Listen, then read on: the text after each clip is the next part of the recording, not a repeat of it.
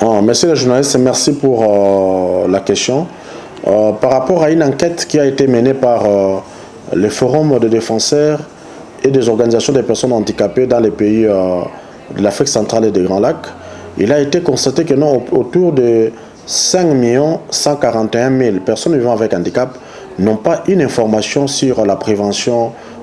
du VIH-Sida donc, dans la sous-région de l'Afrique centrale. Et parmi ces 5 millions de personnes qui n'ont pas une information sur la prévention, la contamination du VIH-Sida et les infections sexuellement transmissibles, nous avons autour de 2,9 millions qui sont des femmes en situation de handicap. Donc, ces femmes vivant avec handicap qui sont exposées d'abord parce qu'elles n'ont pas assez de moyens, elles vivent dans la pauvreté la plus extrême. Vous constaterez que non, ces femmes vivant avec handicap n'ont pas des informations crédibles sur la prévention du VIH-Sida. C'est ce qui veut dire que non, il faut vraiment qu'il y ait un dépistage au niveau de ces femmes vivant avec handicap dans la sous-région d'Afrique centrale et aussi des hommes vivant avec handicap. Donc les taux de prévalence du VIH-Sida, parce que ces personnes ne connaissant pas leur état sérologique, ça peut vraiment être trop élevé. Raison pour laquelle les FOFAC vient d'initier certaines activités de sensibilisation sur la question du VIH-Sida, au moins dans 4 villes de 4 pays aussi de la sous-région de l'Afrique centrale. Le FOFAC va organiser des activités de sensibilisation et de dépistage volontaire sur la question du VIH-Sida dans les communes de Makelekele à Brazzaville et aussi à Pointe-Noire. Nous allons organiser la même activité de sensibilisation et de dépistage dans la commune d'Entoum, dans la périphérie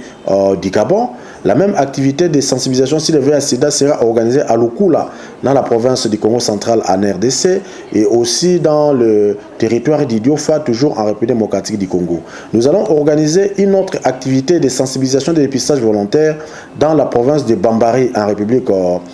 centrafricaine. Mais les FOFAC en profitent, en appel aux partenaires techniques et financiers et aussi à l'ONU-SIDA de pouvoir faire quelque chose pour pouvoir aider les personnes vivant avec handicap à pouvoir connaître comment il faut se prévenir par rapport au VIH-Sida et aussi par rapport aux infections sexuellement transmissibles et aussi aider les personnes vivant avec handicap des différents pays de l'Afrique centrale, surtout les 4 pays que je viens de citer, de pouvoir faire des dépistages volontaires pour pouvoir connaître leur état sérologique. Sinon, on arrivera en 2030, on aura toujours un grand nombre de personnes atteintes du VIH-Sida, mais qui seront des personnes vivant avec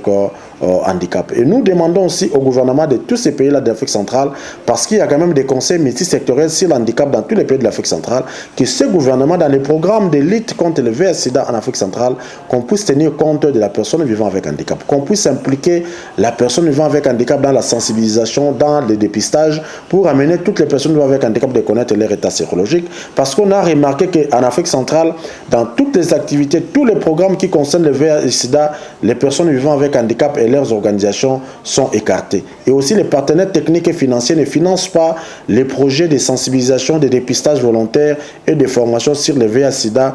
pour en ce qui concerne les organisations des personnes vivant avec handicap.